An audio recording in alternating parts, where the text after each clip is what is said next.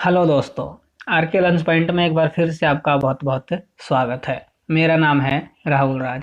और जो business study की सीरीज मैं आपके लिए लेकर आया था, जो कि हिंदी मीडियम में है, 12वीं कक्षा वालों के लिए है और सीबीएसई का सिलेबस है। और ये वो बुक है जिससे मैं आपको पढ़ाता हूँ, जिसके राइटर आर के सिंगला हैं। तो इसी सीरीज में मैं आपके अगले चैप्टर यानी कि चैप्टर 6 नियुक्तिकरण के साथ हाजिर हूँ। इस वीडियो में हम 6.1 के ऊपर चर्चा करेंगे, ये जो कि पहली एक्सरसाइज है इस चैप्टर की। ठीक है। तो अगर आपने इससे पहले की वीडियोस नहीं देखी है, मतलब कि पहले के चैप्टर्स नहीं देखे हैं, तो उनको आपको देखना है तो उनका लिंक आपको डिस्क्रिप्शन में मिलेगा, तो वहां से जाकर आप उनको देख सकते हैं। ठीक है। और अगर आप इस चैप्टर के नोट्स डाउनलोड करना चाहते हैं, लेना चाहते हैं, तो उसका लिंक भी आपको डिस्क्रिप्शन में ही मिल जाएगा। वहां से जाकर आप उनको नोट्स को डाउनलोड कर सकते हैं, पढ़ सकते हैं। ठीक है। तो चलिए अब बिना किसी देर के इस एक्सरसाइज को स्टार्ट करते हैं। तो आज की इस एक्सरसाइज 6.1 में हम नियुक्तिकरण की अवधारणा और महत्व के बारे में जानेंगे कि नियुक्तिकरण क्या होती है और इसका क्या क्या महत्व है। तो स्टार्ट करते हैं और सबसे पहले नियुक्तिकरण जान लेते हैं। तो इसका अभिप्राय खाली पदों को लोगों से भरना व उन्हें भरे रहने देना है। तो नियुक्तिकरण का मतलब यहाँ पर संगठन में खाली पदों को भरना। ठीक है। जो पद खाली हो जाते हैं संगठन में, उनके लिए कर्मचारियों की नियुक्ति करना और ऐसा वातावरण वहां पर बनाना जिससे कि कर्मचारी पद को छोड़कर ना जाए, जो पद है वो भरे रहे। ठीक है। ये होता है नियुक्तिकरण, इसको हम नियुक्तिकरण कहते हैं। तो अब देख लेते हैं नियुक्तिकरण की विशेषताएं। तो सबसे पहला है मनुष्य से संबंध। इसका अभिप्राय लोगों को पदों पर लगाना है।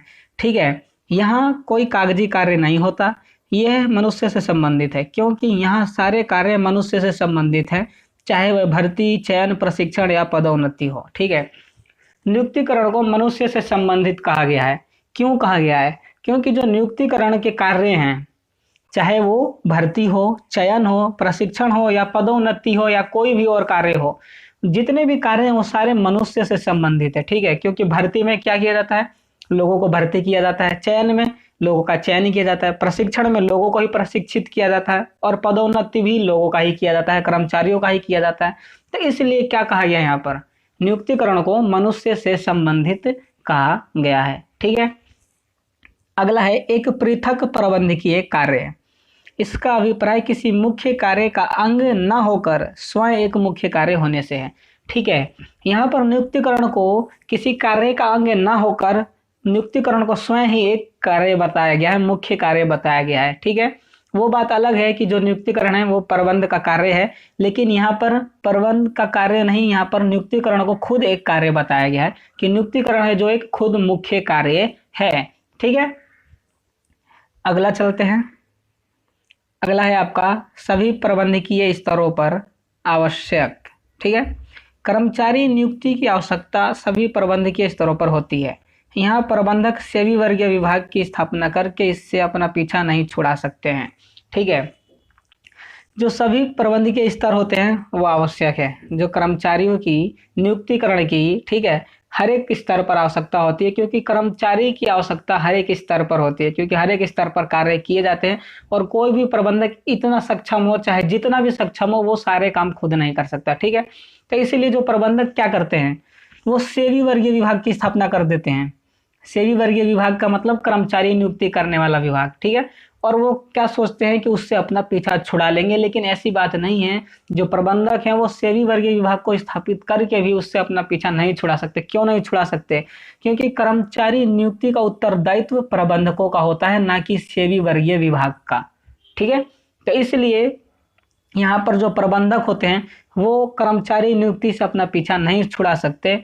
और जो नियुक्तिकरण है वो हर एक प्रबंधकीय स्तरों पर आवश्यक होता है। ठीक है। अगला है सामाजिक उत्तरदायित्व से संबंध। जैसा कि स्पष्ट है कि कर्मचारी नियुक्ति का संबंध मनुष्य से है। ठीक है। क्योंकि कर्मचारी को नियुक्त करते हैं जो कि एक मनुष्य होता है। ठीक है। और मनुष्य एक सामाजिक प्राणी ही है। और जो मनुष्य होता है वो एक समाज का प्राणी होता है, जिससे क्या होता है, इसकी सामाजिक उत्तरदायित्व भी उत्पन्न होती हैं। ठीक है। अगर कोई संगठन किसी सामाजिक प्राणी को अपने संगठन में एक नियुक्ति देती है, नियुक्त करती है, तो उससे क्या होता है, क्योंकि जो मनुष्य है वो समाज से जुड़ा होता है, तो इससे क्या होता है कि उस संगठन का समाज के प्रति उत्तरदायित्व उत्पन्न हो जाती है। क्यों उत्पन्न हो जाती है? क्योंकि वो समाज का संसाधन प्रयोग कर रहा है। ठीक है, तो यहाँ पर फिर संगठन को अपने सामाजिक उत्तरदायित्वों को पूरा करना पड़ता है, जिसके लिए वो बहुत सारी कार्य करती हैं। जैसे कि जब वो नियुक्तिकरण करती हैं तो नियुक्तिकरण बिना किसी भेदभाव के करती हैं, जो कि एक सामाजिक उत्तरदायित्व को पूरा करने को दर्शाता है। ठीक है, तो ऐसे बहुत सारे कार्य होते हैं जो सामाजिक उत्तरदायित्व में आते हैं। जैसे जहाँ पर संगठन है वहाँ के वातावरण को सुरक्षित रखना। ठीक है, वहाँ के स्कूल को निर्माण करवाना जिससे बच्चों का वहाँ विकास हो सके। ठीक है, वहाँ पीने का पानी साफ हो। ठीक है, वहाँ पे ज़्यादा पोल्यूशन ना हो। तो बहुत सारी चीज़ें होती हैं जो कि सामाजिक उत्तरदायित्व में आते हैं, जिनको कि एक संगठन पूरा करता है। ठीक है, तो हमने यहाँ पर क्या देख ली? नियुक्तिकरण की विशेषताएं देख ली। अब देख लेते हैं नियुक्तिकरण का महत्व। ठीक है, योग्य कर्मचारियों के खोजने व प्राप्त करने में सहायक। जो नियुक्तिकरण है वो योग्य कर्मचारियों को खोजता है और उसको प्राप्त करने में सहायता करता है। कैसे करता है? नियुक्तिकरण में कर्मचारियों की भर्ती व चयन की नवीनतम विधियों का प्रयोग किया जाता है, जिससे योग्य कर्मचारियों की खोज संभव हो पाती और प्राप्ति भी। ठीक है, जो नियुक्तिकरण है इसमें क्या किया जाता है? कर्मचारियों की भर्ती के लिए और चयन के लिए नए नए विधियों का प्रयोग किया जाता है, जिससे कि योग्य कर्मचारी कुशल कर्मचारियों की खोज संभव हो पाती है और उनको संगठन में प्राप्त किया जाता है। ठीक है, तो जो मैं अभी आगे चल के मैं आपको बताऊंगा कि भर्ती के स्रोत। ठीक है, कि भर्ती किन किन स्रोतों से होती है। ठीक है, तो वो आगे चल के इसी चैप्टर में अभी आपको पता लगेगा। ठीक है, तो अब देख लेते हैं उच्च निष्पादन में सहायक। नियुक्तिकरण के माध्यम से योग्य कर्मचारी को ही कार्य पर लगाया जाता है। परिणामतः कर्मचारी उच्च कार्य निष्पादन में सहायक होता है। ठीक है, नियुक्तिकरण के माध्यम से क्या होता है?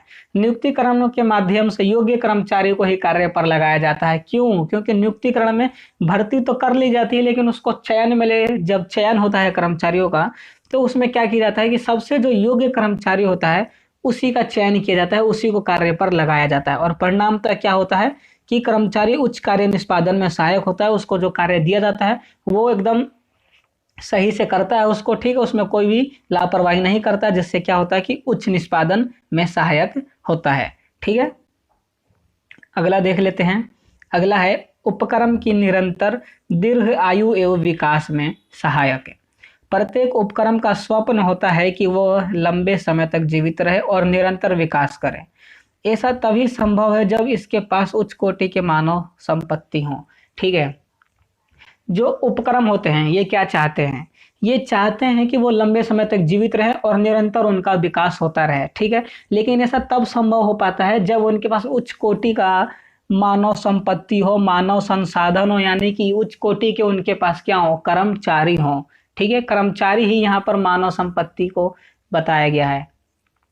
तो जो उच्च कोटि के कर्मचारी होते हैं वो कहाँ से मिलेंगे?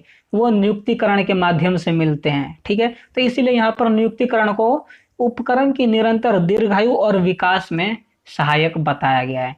ठीक है, क्योंकि जो नियुक्तिकरण होता है वो उच्च कोटि के कर्मचारी यानी कि मानव संपत्ति उपलब्ध कराता है, जिससे कि उपक्रम निरंतर दीर्घायु लंबे समय तक चलता है और उसका विकास होता है। ठीक है, अगला है मानव संसाधन के अनुकूलतम उपयोग में सहायक। नियुक्तिकरण में मानव संसाधन से संबंधित सभी क्रियाएं व्यवस्थित ढंग से की जाती हैं। इससे कभी ऐसी स्थिति उत्पन्न नहीं होती जहां कर्मचारी जरूरत से अधिक हों। ठीक है, जो नियुक्तिकरण है इसमें मानव संसाधन से संबंधित जो सारी क्रियाएं होती हैं वो व्यवस्थित ढंग से की जाती है, जिससे क्या होता है कि कभी भी ऐसी स्थिति उत्पन्न नहीं होती कि जहां पे जितने कर्मचारी चाहिए उससे ज्यादा कर्मचारी काम कर रहे हो, या जहां पर कम कर्मचारी चाहिए वहां पर ज्यादा कर्मचारी काम कर रहे हैं। मतलब कि जहां पर जितनी मात्रा में कर्मचारी चाहिए होते हैं वो वहां पर उतने ही मात्रा में रहते हैं, जिससे कि मानव संसाधनों का अनुकूलतम उपयोग होता है, उनकी बर्बादी नहीं होती। ठीक है, तो अगला है कर्मचारियों की कार्य संतुष्टि एवं मनोबल वृद्धि में सहायक। नियुक्तिकरण में मानवीय व्यवहार का अध्ययन करके यह पता लगाया जाता है कि वे किस प्रकार का वातावरण, पदोन्नति, प्रशिक्षण, पारिश्रमिक पसंद करते हैं। उन्हें सभी सुविधाएं उपलब्ध करवाने का प्रयास किया जाता है। विशेषकर यह ध्यान रखा जाता है कि उनकी पारिश्रमिक में कोई कमी ना रहे। ठीक है, जो नियुक्तिकरण है वो क्या करता है, कर्मचारियों की कार्य संतुष्टि और मनोबल वृद्धि में सहायता करता है। कैसे करता है? जब नियुक्तिकरण किया जाता है तो इससे क्या होता है कि मानवीय व्यवहार का अध्ययन करते हैं और इसमें पता लगाया जाता है कि जो कर्मचारी है वो किस वातावरण का है, ठीक है, उसको पदोन्नति कौन सी चाहिए, कैसी पदोन्नति की कैसी विधि होनी चाहिए, प्रशिक्षण वो कैसे ले सकता है, मतलब किस प्रकार से प्रशिक्षण वो ग्रहण कर सकता है, ठीक है, पारिश्रमिक कितनी चाहिए उसको, ठीक है, और ये सारी सुविधा उसको उपलब्ध करवाने का प्रयास किया जाता है।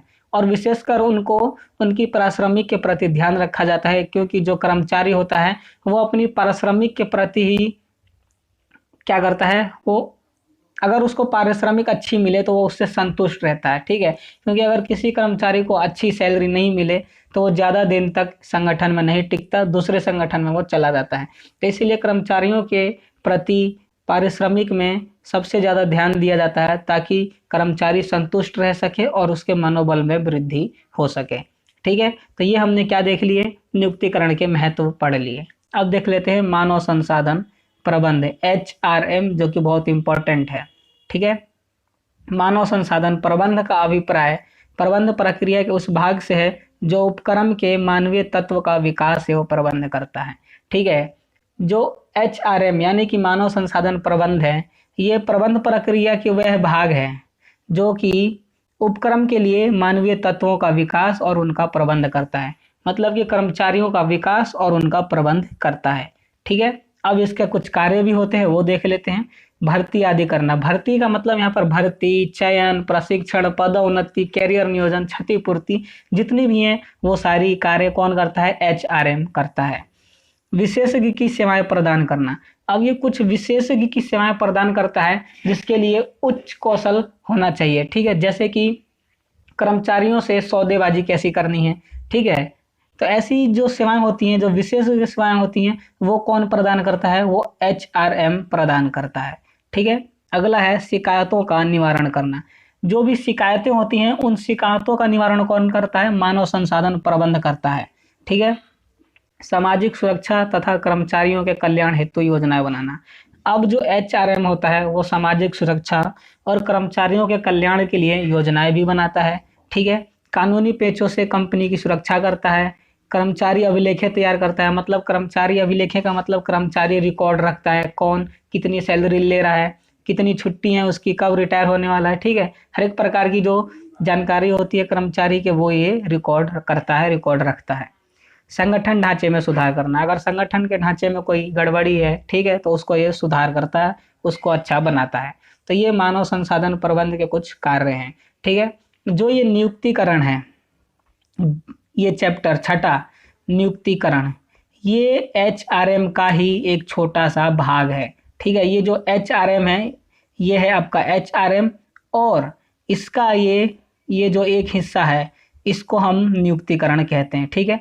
मतलब कि जो नियुक्तिकरण है वो HRM के अंदर ही आता है, ठीक है। मतलब जो नियुक्तिकरण के जितने भी कार्य हैं वो सारे HRM में ही आते हैं, ठीक है। ये बहुत इंपॉर्टेंट बात है, पेपर में पूछ लिया जाता है, जो कि बहुत ही कम टीचर आपको बताते हैं। तो ये जो HRM है वो क्या है, वो नियुक्तिकरण का बड़ा भाई ये बोल सकते हैं, मतलब कि नियुक्तिकरण HRM के अंदर आता है, ठीक है। तो अब आगे चलते हैं। अब देख लेते हैं नियुक्तिकरण प्रक्रिया, इस चैप्टर की सबसे इंपॉर्टेंट चीज, ठीक है, नियुक्तिकरण प्रक्रिया। तो सबसे पहला है मानव शक्ति आवश्यकताओं का आकलन। ये जो प्रक्रिया है बहुत इंपॉर्टेंट है, पेपर में कई बार पूछी गई है और आगे भी पूछे जाने के बहुत चांसेस हैं, ठीक है। तो पहला मानव शक्ति आवश्यकताओं का आकलन। नियुक्तिकरण के प्रथम चरण पर कर्मचारियों की आवश्यकता का निर्धारण किया जाता है, मतलब कि पहले इसमें यह जान लिया जाता है कि कितने कर्मचारियों की आवश्यकता है। हर एक विभाग से पूछ लिया जाता है कि हर एक विभाग में कितने कर्मचारी चाहिए, ठीक है। उसके बाद आता है भर्ती। इसमें भावी कर्मचारियों के विभिन्न स्रोतों की खोज करना तथा उन्हें संस्था में प्रार्थना पत्र भेजने हेतु प्रोत्साहित करना सम्मिलित है, ठीक है। जब हमें कर्मचारियों की आवश्यकता का पता लग जाता है कि हमें कितने कर्मचारियों की आवश्यकता है, फिर हम भर्ती करते हैं, ठीक है। भर्ती में हम विभिन्न स्रोतों की खोज करते हैं कि किन स्रोतों से हम कर्मचारियों की भर्ती करें और फिर उनको संस्था में प्रार्थना पत्र भेजने के लिए प्रोत्साहित करते हैं, ठीक है। अगला है चयन। इसके अंतर्गत अनेक प्रार्थियों में से योग्य प्रार्थियों को कार्य के लिए चुना जाता है। यहाँ पर प्रार्थी की कुशलता व प्रकृति पर विशेष ध्यान दिया जाता है। जब हम भर्ती कर लेते हैं, मतलब बहुत सारे कर्मचारियों को बुला लेते हैं, निमंत्रण दे देते हैं, तो जब बहुत सारे कर्मचारी भर्ती के लिए आ जाते हैं, फिर उनका चयन किया जाता है और चयन में सबसे योग्य कर्मचारी को चुना जाता है कार्य करने के लिए। ठीक है, चयन करते समय प्रार्थी की कुशलता और उसकी प्रकृति पर विशेष ध्यान दिया जाता है कि प्रार्थी। तो दोस्तों, हमारे वीडियो को देखने वाले 80-90% ऐसे व्यूअर हैं जो कि हमारे चैनल को सब्सक्राइब करके नहीं रखते। तो आप लोग हमारे चैनल को सब्सक्राइब कर लीजिए, जिससे हम भी मोटिवेट होते रहें और आपके लिए लगातार वीडियोस लेकर आते रहें। तो केवल 10% ऐसे हैं व्यूवर्स जिन्होंने सब्सक्राइब कर रखा है और 90% व्यूवर्स ऐसे हैं जिन्होंने सब्सक्राइब नहीं कर रखा। तो प्लीज़ आप लोग भी हमारे चैनल को सब्सक्राइब कर लीजिए ताकि हम आपके लिए लगातार वीडियो लाते रहें। कि प्रार्थी में कुशलता है नहीं है जिस कार्य को करने के लिए उसको चुना जा रहा है, और किस प्रकृति का है वो। ठीक है, संगठन की प्रकृति क्या है, चल पाएगा उसमें या नहीं चल पाएगा, इन चीज़ों का यहाँ पर विशेष ध्यान दिया जाता है। और एक बात और जो कि बहुत इम्पोर्टेंट है, जो ये भर्ती है ये है सकारात्मक। ठीक है, और जो ये चयन है ये है नकारात्मक। ठीक है, क्यों चयन नकारात्मक क्यों है? क्योंकि इसमें क्या किया जाता है कि बहुत सारे कर्मचारियों में से केवल योग्य कर्मचारियों, जो कि बहुत ज़्यादा नहीं होते, कुछ होते हैं, उनको ही लिया जाता है और बाकियों को वापस भेज दिया जाता है। ठीक है, तो इसलिए इसको नकारात्मक कहते हैं। लेकिन जो भर्ती है इसको सकारात्मक कहते हैं, पॉजिटिव कहते हैं इसको। सकारात्मक क्यों कहते हैं? क्योंकि यहाँ पर कर्मचारियों को वापस नहीं भेजा जाता, यहाँ पर कर्मचारियों को बुलाया जाता है कि आओ हमारे संगठन में आओ। ठीक है, तो इसलिए इनको क्या किया जाता है, भर्ती को सकारात्मक और चयन को नकारात्मक पद्धति कहा जाता है। ठीक है, जो भर्ती है वो सकारात्मक पद्धति है और जो चयन है वो नकारात्मक पद्धति है। ठीक है, जो कि बहुत इंपॉर्टेंट है। ठीक है, अगला है कार्य पर लगाना तथा अभिविन्यास। कार्य पर लगाने का अर्थ कर्मचारियों को कार्य पर लगाया जाता है। ठीक है, कार्य पर लगाने का मतलब पता है कि कर्मचारी को उसके कार्य पर लगा दिया जाना। ठीक, और अभिविन्यास में कर्मचारी को उसकी जॉब तथा संगठन से परिचित करवाया जाता है। ठीक है, अभिविन्यास का मतलब कि जो कर्मचारी है जो नया है उसको उसके कार्य, जॉब से और उसको उसके संगठन से परिचित करवाया जाता है। ठीक है, तो अगला देख लेते हैं, और अगला है प्रशिक्षण एवं विकास। ठीक है, इस चरण में कर्मचारियों को प्रशिक्षण एवं विकास की सुविधाएं प्रदान की जाती हैं ताकि उनकी कुशलता एवं प्रभावपूर्णता में वृद्धि की जा सके। ठीक है, जब कर्मचारी को प्रशिक्षण और विकास की सुविधा प्रदान की जाती है तो उस समय उसकी कुशलता और प्रभावपूर्णता में वृद्धि के लिए की जाती है। मतलब कि अगर कर्मचारी को प्रशिक्षण दिया जाए, ठीक है, तो उससे क्या होगा, इससे उसका विकास होगा। ठीक है, जिससे उसकी कार्य कुशलता बढ़ेगी और उसकी प्रभावपूर्णता में वृद्धि होगी। प्रभावपूर्णता जो कि मैंने आपको पहले चैप्टर में पढ़ाया था, जिसका मतलब होता है कि प्रभावपूर्णता का मतलब जो भी कार्य हो समय पर होना चाहिए, और कुशलता का मतलब होता है कि जो भी कार्य हो वो न्यूनतम लागत पर होना चाहिए। आपको याद होगा। ठीक है, तो ये दोनों जो खूबियां हैं वो कर्मचारी में लाने के लिए क्या किया जाता है, उनको प्रशिक्षण दिया जाता है। ठीक है, जिससे कर्मचारी कुशल भी हो जाता है और प्रभावपूर्णता में भी वृद्धि हो जाती है उसके। तो अगला है प्रगति मूल्यांकन। इस चरण पर यह देखते हैं कि कौन सा कर्मचारी कितना योग्य है और इसके लिए सौंपे गए कार्य का निष्पादन किया जाता है। ठीक है, जब प्रशिक्षण दे दिया, ठीक है, उसकी कुशलता प्रभावपूर्णता सब हो गई, बढ़ गई, अच्छी हो गई, उसके बाद फिर उसके देखते हैं कि कर्मचारी कितना योग्य है।